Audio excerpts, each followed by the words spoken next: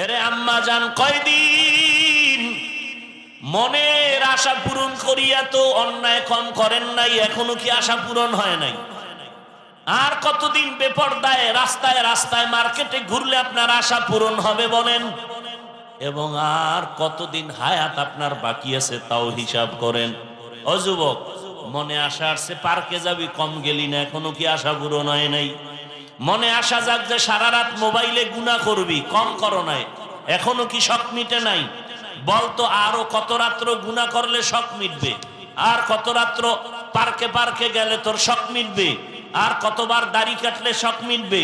আর কতবার নামাজ ছাড়লে শখ মিটবে? বল। এবং কতদিন হায়াত আছে তাও বল। এমন একটা দিন নাই গাড়ির নিচে যুবকের লাশ দেখি না, এমন একটা দিন নাই পানির নিচে যুবকের লাশ দেখা যায় না, এমন একটা দিন নাই যে ঘুমের বিছানায় যুবকের লাশ পাওয়া যায় না।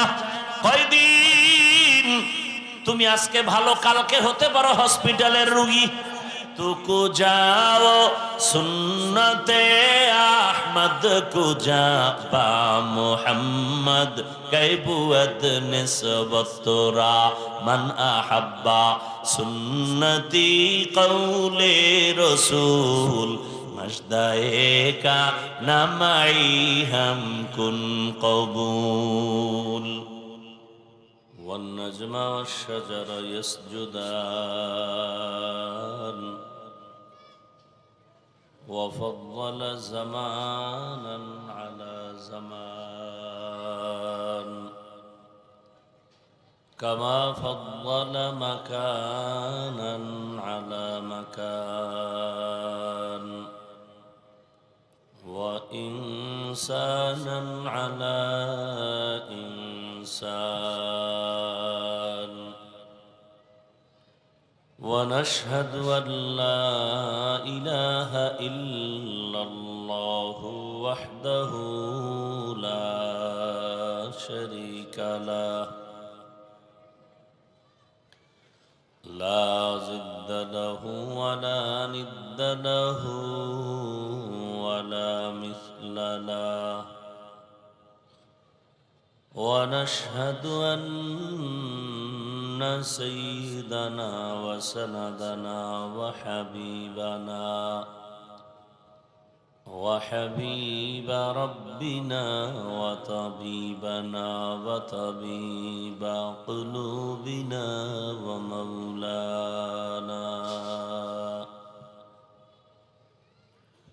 ومولانا محمدا عبده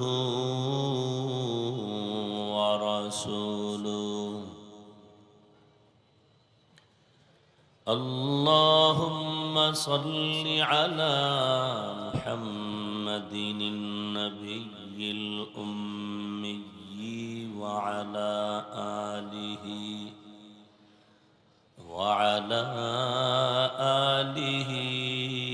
وسلم تسليما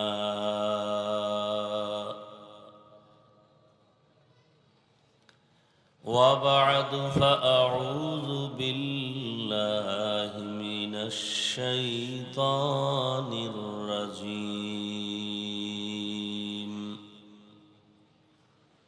بسم الله الرحمن الرحيم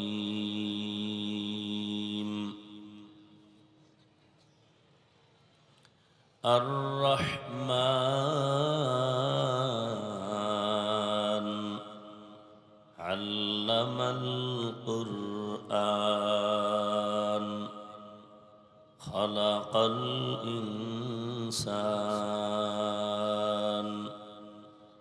علمه البيان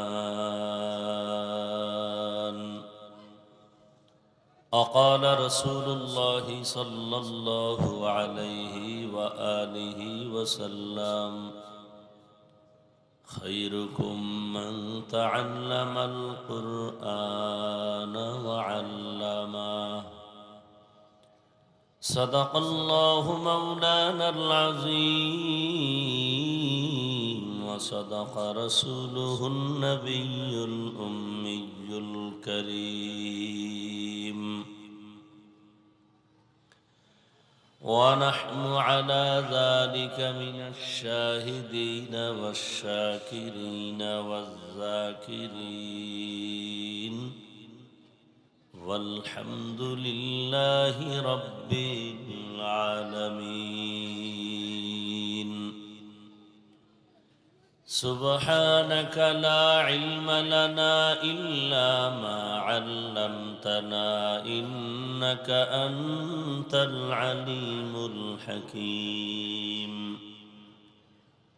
رب اشرح لي صدري ويسر لي أمري واحلل عقدة من لساني يفقه قولي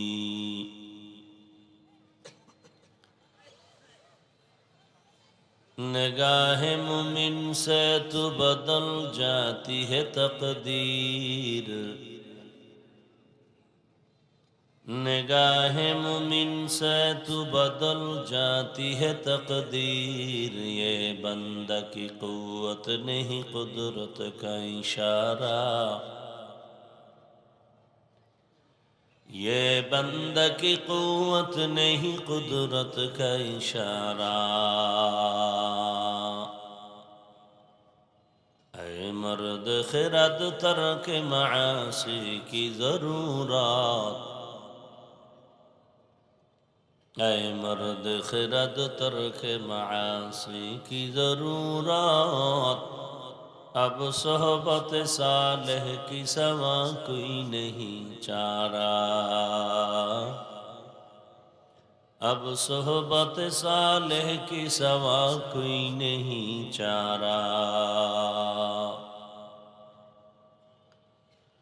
मरदूद है पीछे हमें खबर नहीं लेकिन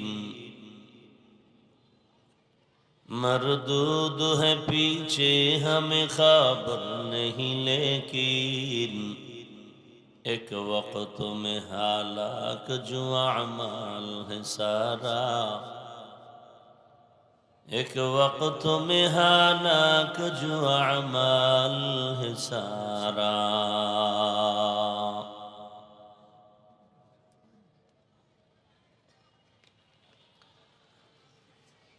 আজকের এই দারুল ফালা কওমি মাদ্রাসার আয়োজনে ওয়াজ মাহফিল 15 নভেম্বর 2025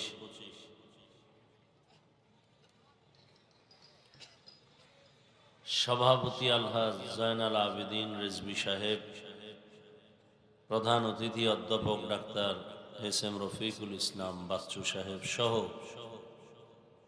অন্যান্য অতিথিবৃন্দ হযরত উলামায়ে কেরাম এলাকার বিভিন্ন স্থান থেকে আগত আল্লাহ পাকের আশিকিন জাকিরিন শাকিরিন মুহিব্বিন মুরব্বিয়ানে আযম কলিজার টুকরা আমার সমবয়সী যুবক বন্ধুগণ স্নেহের ছোট ভাই পর্দার আড়ালে মাইকের আওয়াজ শ্রবণরতা সম্মানিতা মা ও বোনেরা আল্লাহ পাকের দরবারে শুকর যে আল্লাহ আমাদেরকে সুস্থ রেখেছেন আলহামদুলিল্লাহ জীবনের এক অমূল্য সম্পদ আমাদের সুস্থতা টাকা পয়সা বাড়ি গাড়ি সব আছে কিন্তু আপনি আমি অসুস্থ হয়ে জীবনের কোনো মূল্য টাকা পয়সা বাড়ি গাড়ি তেমন নাই কিন্তু আপনি আমি সুস্থ আমাদের মতো শান্তির জীবনে আর কেউ আমি যে আয়াত পড়েছি আয়াতের মূল বিষয় হলো আল্লাহর কাছে মানুষ কারা কারা জান্নাত পাবে সব মানুষ জান্নাত পাবে না আসলে যারা মানুষ তারা জান্নাত পাবে সেই আসল মানুষ কারা এই আয়াতের মধ্যে সে বয়ান তরজমাটা বলি এরপরে 10-15 মিনিট আমি ব্যাখ্যা করে বিদায় নিব যেহেতু আমার আরেক জায়গায় প্রোগ্রাম আপনার ভালোবাসা নিয়ে আরেক জায়গার বরদোয়া নিয়ে কোনো নেওয়ার যৌক্তিকতা আমার নাই আল্লাহ পাক শেষ পর্যন্ত মাহফিল কবুল করেন আল্লাহ বলেন আর রহমানু আল্লামাল কুরআন খালাকাল ইনসান আল্লামাহুল বায়ান রহমান হলেন তিনি, কোরআন শিক্ষা দিলেন যিনি, মানুষ সৃষ্টি করলেন যিনি, বয়ান শিক্ষা দিলেন যিনি। নবীজি বলেন খায়রুকুম মান তাআল্লামাল কুরআন ওয়া আল্লামা, জমিনের মধ্যে যারা কোরআন শিখবে, অন্যকে কোরআনুল কারীম শিক্ষা প্রদান করবে, তাদের মতো দামি শ্রেষ্ঠ কেউ নাই। ডাইরেক্ট কোরআন শিখা, আলিফ বা তা সা শিখাইতেছি, এটাও শ্রেষ্ঠ। আবার আমরা যারা ব্যাখ্যা শিখাইতেছি বয়ানের দ্বারা, এটাও সেই শ্রেষ্ঠ মজলিস। আবার কোরআন বুঝার জন্য আমরা অন্য কিতাব পড়ি 16 বছর, 15 বছর, 20 বছর, এগুলো এই জন্য এদেরকে বলা হয় তালিবুল ইলম। আর তালিবুল ইলম যারা, আল্লাহর কোরআনের ইলম তালাশ করে যারা, এদের দাম কত? বলে এরা যখন জমিনে পদাচারণ করেন, এদের কদমের নিচে ফেরেশতারা নূরের পাখা বিছায় দেন। গর্তের পিপিলিকা এদের জন্য দোয়া করে, সমুদ্রের প্রাণীরা এদের জন্য দোয়া করে। হাত্তাল হাইতানু ফিল মা, কার জন্য দোয়া করে? যে আল্লাহর কোরআনকে ধারণ করে। শুধু তাই না, আমি কোরআন পড়ি, আপনাকে পড়াই, এখানে যারা সহযোগিতা করবে, টাকা দিয়ে হোক, পরামর্শ দিয়ে হোক, আমি আলেম হইয়া যে বরকত পাবো, সম্মান পাবো, পুরস্কার পাবো, আমাকে সহযোগিতা যারা করবে, আল্লাহ তাদেরকেও সে পুরস্কার দান করবে। এলমেরা এজাজ করদান বেহিসাব, খালকেরা দাদান জবাবে বা সওয়াব হক না দারাত, দোস্তে খালকা জারেরা নিস্ত ই খসলত একে দিনদারেরা। এই মজলিসটাও শ্রেষ্ঠ মজলিস। এত শ্রেষ্ঠত্বের কারণ কি? বলে শ্রেষ্ঠত্ব জিনিস সেখানে পাওয়া গেল। জমিনের মধ্যে দুইটা জিনিস বড় দামি, আল্লাহর দেওয়া কিতাব আর আল্লাহর দেওয়া ব্যক্তি। সমস্ত ব্যক্তিদের মধ্যে শ্রেষ্ঠ ব্যক্তি রহমাতুল লিল আলামিন, আর সমস্ত আল্লাহর দেওয়া কিতাবের মধ্যে শ্রেষ্ঠ কিতাব কুরআনুল কারীম। এখানে কোরআনের কথা হবে, এজন্যই মজলিসের দাম। এখানে শ্রেষ্ঠ ব্যক্তি রহমতের নবীর আলোচনা হবে, এজন্যই মজলিসের দাম। এখন এই মজলিসটা আল্লাহর কাছে এত দামি, আরশে আজিমে আল্লাহ ফেরেশতা দিয়ে এমন একটা মজলিস মিলায় ফেলছেন। সুবহানাল্লাহ। আল্লাহ ঘোষণা দিয়ে দিছেন, এই প্যান্ডেলে যারা হাজির হয়েছে এদের জীবনের সব গুনাহ মাফ। এই মজলিসটা এত দামি, এই পুরা প্যান্ডেলের চারদিক থেকে ফেরেশতারা হাতে হাত লাগায়া বেষ্টন দিয়া আরশে আজিম পর্যন্ত তাদের দাঁড়ানো। নবীজি বলেন, এই মজলিসটা যতক্ষণ চলবে ততক্ষণ অনবরত রহমত বর্ষণ হবে। নবীজি আরো বলেন, কেউ যদি ঘর থেকে এই মজলিসে বের হয়, প্রত্যেকের সাথে 70,000 রহমতের ফেরেশতার কাফেলা আল্লাহ লাগায় দিছেন। এখানে আসার পরে কোরআন ও হাদিসের একটা মাসআলা যদি শিখতে পারেন, নবীজি বলেন 100 নফল নামাজের সওয়াব পেয়ে যাবেন। যদি এখানে বসে আহলে হক উলামাদের বয়ান শুনে অনেকগুলো মাসআলা শিখতে পারেন, 1000 রাকাত নফল নামাজের সওয়াব পেয়ে যাবেন। আরো মজার কথা, এখান থেকে যখন আপনারা, নবী বলেন, তওবা করে বিদায় নিবেন, মায়ের গর্ভ থেকে বাচ্চা যেমন নিষ্পাপ দুনিয়াতে আগমন করে, এই কোরআনের বাগান থেকে প্রত্যেকটা মানুষ গুনাহমুক্ত নিষ্পাপ হয়ে বাড়ির দরওয়াজায় ফিরে যাবেন। তওবা করিয়া বিদায় হতে হবে, তওবা ছাড়া না। কেউ যদি তওবা করে মোনাজাত দিয়া বিদায় হয়, আল্লাহ না করুন রাস্তার মাঝে যদি কোনো দুর্ঘটনা হয়, আল্লাহ তাকে শাহাদাতের মর্যাদা দিয়া জান্নাত দিয়ে দিবেন। আতিনা ফি দারে দুনিয়া না হাসান, আতিনা ফি দারে উকবা না হাসান, ইয়া গিয়াসাল মুস্তাগীসিন ইহদিনা লিফতিখারা বিল উলুমি ওয়াল গিনা। তো শ্রেষ্ঠ মজলিস আল্লাহ আমাদের কবুল করেছেন। আর একবার বলেন আলহামদুলিল্লাহ। নবীজি বলেন ক্বালা রাসূলুল্লাহ সাল্লাল্লাহু আলাইহি ওয়া আম আলহামদু আলা নি'মাতি আমানুন লিজাওয়ালিহা। নিয়ামত পেয়ে যারা শুকর আদায় করবেন, শুকরের বরকতে আমার আল্লাহ ওই নিয়ামতকে তাদের জন্য স্থায়ী করে দিবেন। আরো আস্তে করে বলেন। তাহলে এই মজলিস বড় দামি, কোরআনের মজলিস বড় দামি। কেন বলে কোরআন দামি? আতরের দোকানে গেলে আতরের ঘ্রাণ আসতেছে, বড় দামি।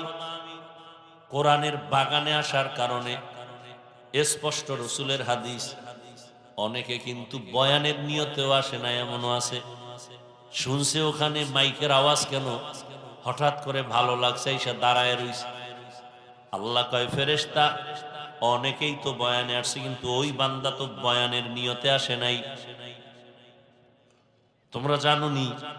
ফেরেশতারা বলেন ও আল্লাহ, যেই বান্দা বয়ান শোনার নিয়তে আসে নাই এর হালাত কি, এর মর্যাদা কিভাবে?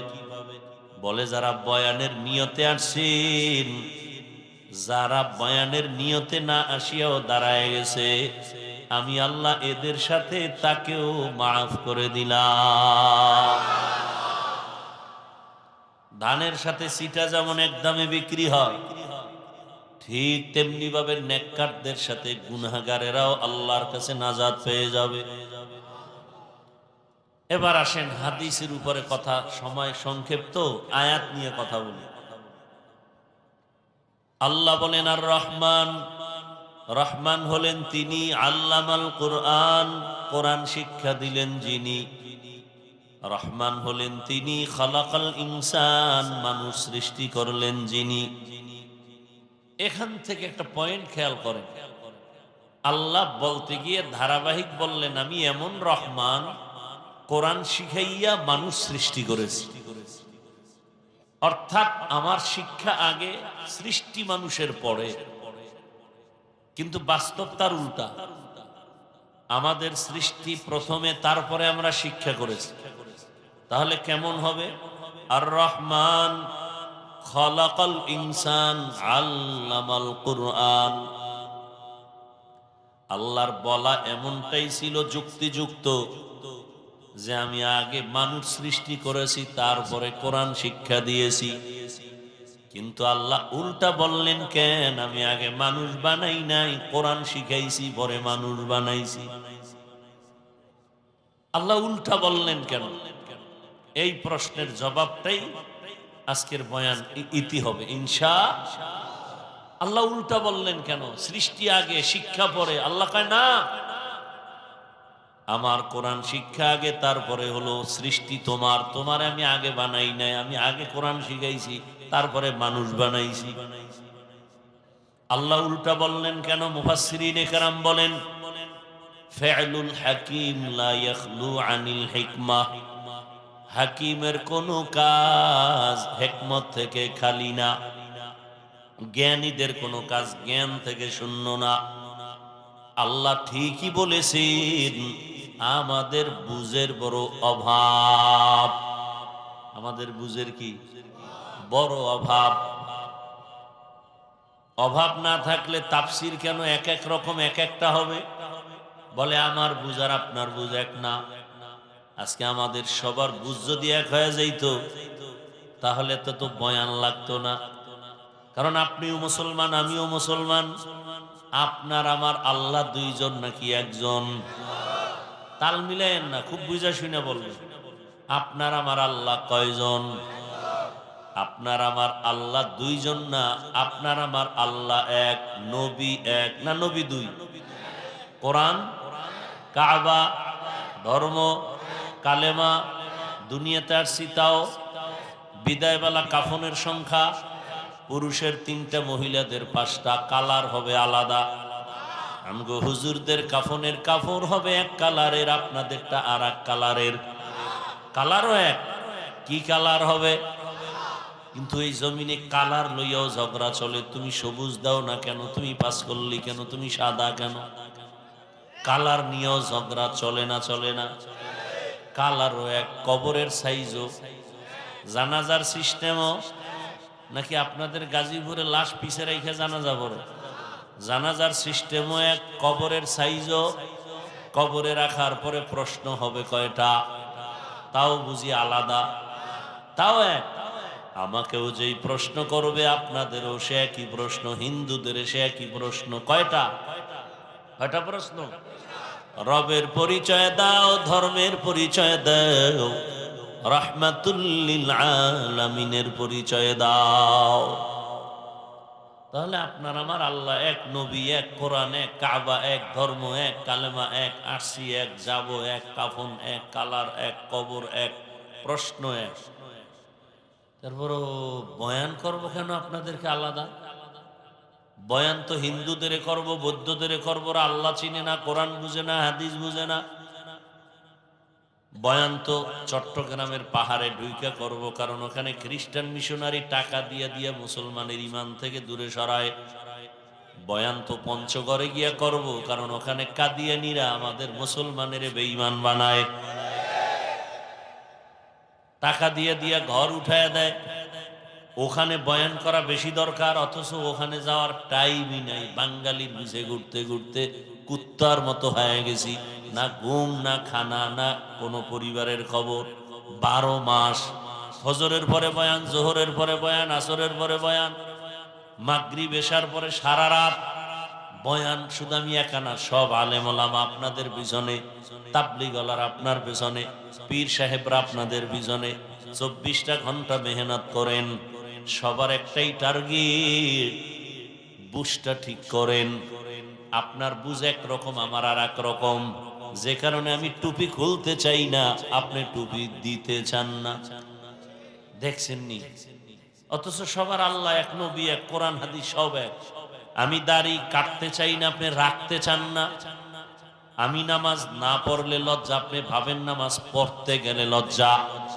আমি মসজিদে না ঢুকলে লজ্জা, আপনি ঢুকতে গেলে লজ্জা। আমি আপনি একই আল্লাহর গোলাম, একই নবীর উম্মত। আমি পর্দা না করলে লজ্জা পাই, আপনি পর্দা করতে গেলে লজ্জা পান। আমি হারাম খাইতে গেলে ভয় লাগে, আপনি হালাল খাইতে ভয় পান। তাহলে সব কিছুর মূলে বুঝের বড় অভাব। এই বুঝটা যেদিন ঠিক হয়ে যাবে, জেনারেল লাইনের মানুষটাও নামাজ ধরে ফেলবে। আর এই বুঝটা যতদিন ঠিক হবে না, তখন আমার মতো মাওলানা হইয়াও মহিলারে পাশে লইয়া ইফতারি খাবে। কথা বলেন না কেন? সব কিছুর মূল বুঝ ঠিক করতে হবে। এজন্য আল্লাহর রাসূল বলেন, মাইয়ুরিদিল্লাহু বিহি খাইরান ইউফাক্কিহু ফিদ্দীন। আল্লাহ যারে বেশি আদর করেন, ভালোবাসেন, তাকে তাফাক্কুহ ফিদ্দীনের মাকাম দান করেন, দ্বীনের বুঝ দান করেন। আমরা দ্বীন জানি, কিন্তু মিথ্যা বলা হারাম, গালি দেওয়া হারাম, গীবত করা হারাম, চুরি করা হারাম, ডাকাতি হারাম, জুলুম করা হারাম। কি এটা কেউ জানেন না? মা বাবার সাথে বেয়াদবি করা হারাম, মদ পান করা হারাম, জুয়া খেলা হারাম, তাস খেলা হারাম, নাচ গান দেখাও হারাম, গানের আওয়াজ শোনাও হারাম। সব জানি, সব জানি, মানি না কেন? বুঝের অভাব, বুঝতি কয় নাই। আমি বুঝি আমার টুপি আমার সম্মান, আপনি বুঝেন বিড়ি খাইলে সম্মান। কি নাহলে আপনি মানুষের সামনে বিড়ি টানেন কোন লজ্জা? ওটা কোনো শরীরের লাভ আছে বলেন? আল্লাহর কসম, একটা লাভের কথা বলেন যে বিড়ি টানলে শরীরের লাভ, আমি বিড়ি টানবো, আল্লাহর কসম। তা আপনি মানুষের সামনে বেহায়ার মতো বিড়ি টানেন কেন? আপনার বুঝ ঠিক হয়নি, আপনার তারমার সব উল্টা পাল্টা হয়ে গেছে। আমি 3 বেলা ভাত খাওয়ার পরে পানি পান করি, দোয়া পড়ি, আর আপনি ভাত খাওয়ার পরে মদের বোতল নিয়ে পাগলের মতো দৌড়ায় উলঙ্গ অবস্থায় চলেন।